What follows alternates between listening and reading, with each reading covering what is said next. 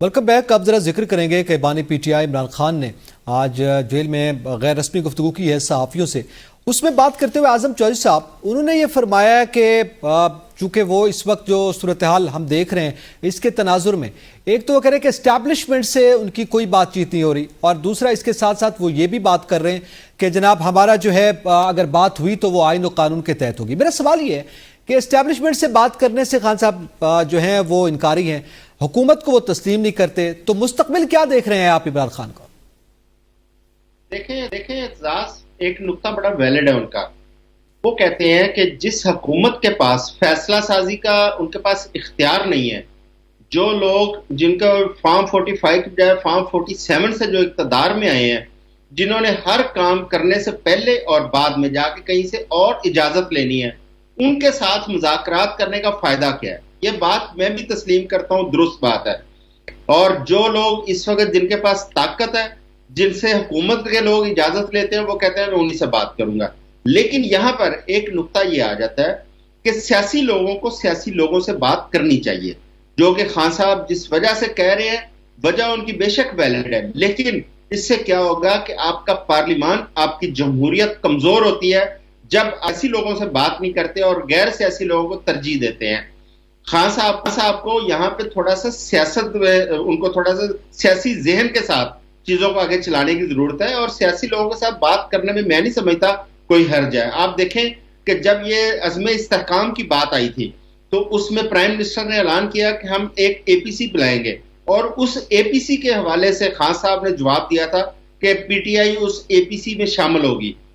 और इस फैसले को तमाम पूरे जो मुकातबे फिक्र है उन्होंने बड़ा सराहा था कि ये एक मस्बत पेशरफ्त है कि खान साहब की पार्टी उसमें बैठेगी, और जिससे कुछ थोड़ी सी बर्फ पिघलेगी और मुल्क के जो बाकी मसाइल हैं उसके ऊपर भी कभी ये बैठ के बात कर सकते हैं। लेकिन ये चीजें दो तरफा होती है, ये एक तरफा हो नहीं सकती। एक तरफ खान साहब को मुज़ाकरात की बात की जाती है, दूसरी तरफ उनकी पीटीआई को क्रश करने के लिए कोई ना कोई नया हरबा इख्तियार किया जाता है।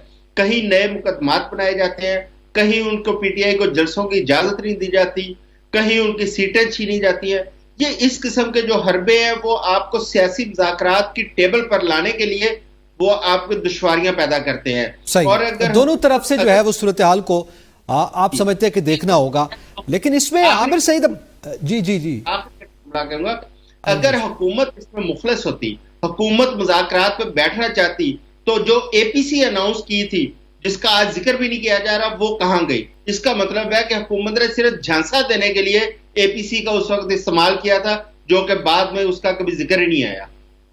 ठीक है। अच्छा, अब यकीनन ये सूरत हाल है कि हुकूमत की जानिब से गैर सजूदगी पहल उनको मुज़ाकरात के हवाले से करनी चाहिए जब कोई पैगाम ही नहीं किया। लेकिन आमिर सईद अब्बासी साहब, आपके नज़दीक आप क्या समझते हैं कि आज गुफ्तगू करते हुए खान साहब ने यह भी कहा कि जेल में सख्तियां बढ़ाई जा रही हैं, इसका मतलब है कि हुकूमत की जो टांगे हैं वो कांप रही हैं या कांपे टांग रही हैं। सवाल ये है कि क्या आप देख रहे हैं कि इस वक्त जो वहाँ पे सूरत हाल है, जो शिकवा खान साहब कर रहे हैं और जो वो बात कर रहे हैं कि इनके मजीद सख्तियां बढ़ाने का मतलब यही है कि बहुत कंफ्यूज है हुकूमत? कितनी हद तक आप प्रैक्टिकली ग्राउंड पे इस सूरत हाल को देख रहे हैं? देखिए, ग्राउंड पे तो ना ही हुकूमत है और ना ही हुकूमत की कोई फैसला साजी है। ग्राउंड पर तो ऐसी कोई सूरत हाल नहीं है, और हुकूमत मेरे ख्याल में इस पूरे जो सिस्टम है इसमें सिवाय बेनिफिशरी के और इन पर्क्स प्रिविलेजेस को एंजॉय करने के मेरा नहीं ख्याल कि इससे ज़्यादा कुछ रोल है इस हुकूमत का। और बाकी तमाम तर जो चीज़ें हैं वो उसमें हुकूमत का कोई इनपुट नज़र नहीं आता। और शायद बहुत सारी चीज़ें हैं, जैसे मैं आपको मिसाल देता हूँ कि बिजली की कीमतों में जो कमी का मामला था वो चला, गौहर एजाज साहब आए, फिर वो जमात इस्लामी आई, फिर वो शहबाज शरीफ साहब ने एक जगह कहा कि हम कम करेंगे, और पता चला कि वो मियां नवाज शरीफ साहब ने वज़ीर आला पंजाब के साथ बैठ के अनाउंस कर दिया, और प्राइम मिनिस्टर जो हैं वो उन्हें बाद में बताया गया, उसके ऊपर इत्तेहादियों को एतमाद में नहीं लिया गया। सो इस वक्त जो सूरत हाल है वो किसी को कुछ समझ नहीं आ रही कि ये जो गवर्नमेंट है ये क्या कर रही है, क्या नहीं कर रही, कुछ कर रही है, नहीं कर रही, और इसका इम्पैक्ट और इसकी फैसला साजी कहाँ पर है। तो बहरहाल जो कहा जाता है कि हुकूमत ये सब कुछ कर रही है, आखिरी झटके हैं, तो ये तो बहरहाल शायद हुकूमत का तो इसमें खुद भी जो है वो क्या कहते हैं हंसी निकल जाती होगी इस सारी सूरत हाल में कि हम ये कर रहे हैं। बहरहाल تمام تر جو ذمہ داری ہے وہ اس حکومت پر جب عائد ہوتی ہے تو جو تمام جو لائبلٹیز ہیں وہ اس حکومت پہ آتی ہیں، اور جب کریڈٹ کی بات آتی ہے تو وہ کوئی اور لے جاتا ہے.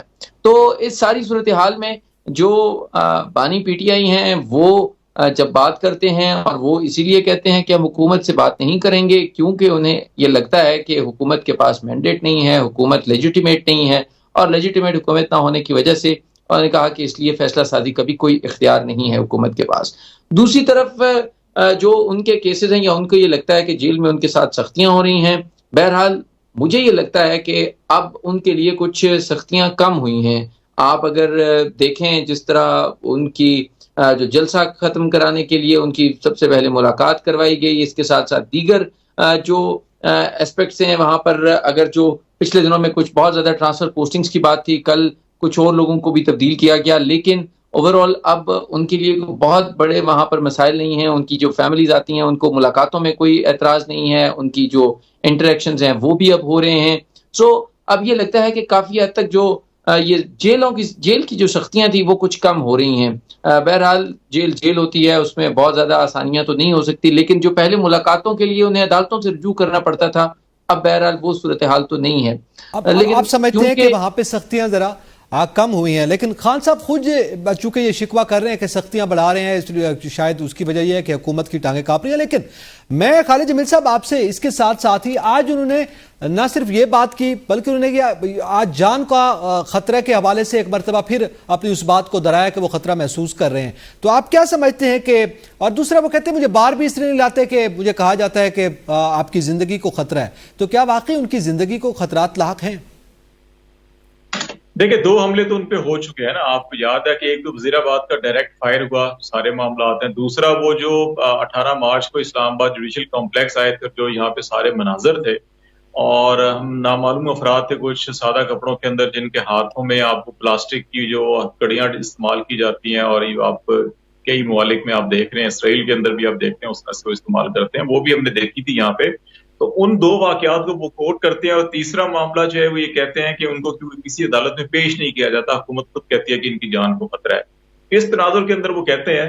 اور پھر دوسرا معاملہ جو ہے نا، کہ آپ نے جو پہلا کوشچن کیا تھا کہ اسٹیبلشمنٹ سے بات چیت نہیں ہو رہی، اور اگر ہوئی تو آئین اور استحکام پاکستان کے لیے ہوگی. میرا خیال ہے کہ بات چیت ہو رہی ہے. یہ قطعی طور کے اوپر کہنا کہ بالکل بات نہیں ہے، اگر بات بالکل نہیں ہے تو پھر 22 اگست کا جلسہ کیسے ملتوی کیا گیا؟ اور پھر یہ کیسے ہو گیا کہ آپ جب اناؤنس کرتے ہیں اس کے ملتوی کے، تو اس کے بعد بغیر درخواست کے وہی ڈپٹی کمشنر جو پچھلے 2 سال سے آپ اس کو ہلا نہیں سکے اسلام آباد کے اندر، الیکشن کمیشن بار بار احکامات جاری کیے، ہائی کورٹ نے اس کو توہین عدالت کے اندر 6 ماہ کی سزا دی، لیکن وہ ابھی تک تبدیل نہیں ہوا. تو وہ کیسے خود مزاج اس کا تبدیل ہو گیا کہ بیٹھے بٹھائے جو ہے کہ آپ کو این او سی دے دیتا ہے وہ، اور کہتا ہے آپ 8 ستمبر کو کر لیں. تو اس کا مطلب ہے کہیں نہ کہیں انڈرسٹینڈنگ ہوئی ہے، نمبر 1. نمبر 2 وہ یہ کہتے ہیں کہ وہ اپنی ذات کے لیے یا کوئی ڈیل یا اس معاملات کے لیے وہ بات کر رہے ہیں پاکستان، استحکام پاکستان، آئین اور قانون کی بالادستی کی. اب آئین اور قانون کی بالادستی ہے کہ آئین میں یہ ہے کہ الیکشن ہوں گے، عوام جس کو ووٹ دیں گے، جس کے پاس اکثریت ہوگی وہ حکومت بنا لے گا. اب پاکستان میں ایسا نہیں ہوا، وہی جس پہ کہتے ہیں کہ آپ جو ہے کہ یہ 8 فروری کے الیکشن کا جو آڈٹ کروائیں، جو اس کا پہلا مطالبہ ہے. دوسری بات ہے قانون کی حکمرانی میں ہے کہ آپ کسی پہ الزام ہے آپ اس کو فیئر موقع دیں گے عدالتوں کے اندر اپیئر ہونے کا، آپ چلان پیش کریں گے، اگر بے گناہ ہے بری ہو جائے گا، اگر جرم کیا ہے تو سزا ہوگی. لیکن ہمارے یہاں جو ہے کہ 1-1.5 سال ہو چکے ہیں، لوگوں کے چلان ہی نہیں پیش ہو رہے، ان کو جیلوں کے اندر ڈالا گیا ہے، پھر ان کو ایک مقدمے سے جان چھوٹتی ہے، دوسرے میں، دوسرے سے چھوٹتی ہے، تیسرے، چوتھے، پانچویں، پورے پنجاب میں، پورے پاکستان میں گھمایا جاتا ہے لوگوں کو. تو وہاں پہ آپ کو قانون کی بالادستی یا حکمرانی نظر نہیں آتی. تو اگر ان چیزوں کو آپ دیکھیں، اور 22 اگست کو اگر آپ دیکھیں، تو جہاں پہ ان کو کہا گیا ختم نبوت کا معاملہ ہے، بڑا حساس معاملہ ہے، تصادم ہو سکتا ہے، خطرہ ہے، انہوں نے بیک فٹ پہ چلے گئے نا. وہ انہوں نے کہا ٹھیک ہے ہم یہ کر دیتے ہیں، لیکن ہم آئندہ کریں گے اور ضرور کریں گے. تو میرا خیال ہے کہ بات چیت تو کہیں نہ کہیں ہو رہی ہے. اب اس بات چیت کا محور مرکز ان کی ذات نہیں ہے. وہ یہ نہیں کہہ رہے کہ مجھے ابھی فوری طور کے اوپر نکالے، میں بیمار ہو گیا ہوں، مجھے لندن بھیج دیں، یا مجھے ابوظہبی بھیج دیں، یا مجھے شارجہ بھیج دیں. پیشکشیں بھی ان کو یہ ہوئی تھی، وہ اس طرف نہیں آ رہے. وہ یہ کہہ رہے ہیں کہ پاکستان کے اندر آئین کی بالادستی ہونی چاہیے, قانون کی حکمرانی چاہیے, عوام کے مینڈیٹ کا احترام ہونا چاہیے. مذاکرات ہو رہے ہیں مگر ابھی تک وہ جو ہے وہ کتنی حد تک اس کا محور و مرکز صرف یہاں تک ہے جو ابھی سامنے آیا ہے یا اس سے آگے بھی ہے؟ یہ معاملہ اپنی جگہ پہ موجود ہے.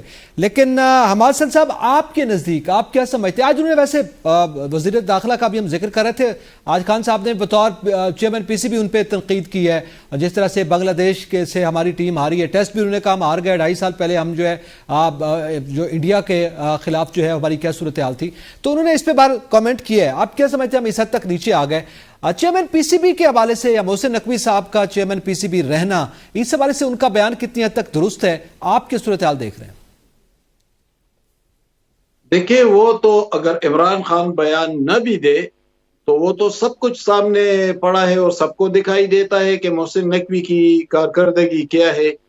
بحیثیت پی سی بی چیئرمین ہم اپنے ہوم گراؤنڈ پر ہار جاتے ہیں, ابھی تک کوئی میچ جیتا نہیں ہے.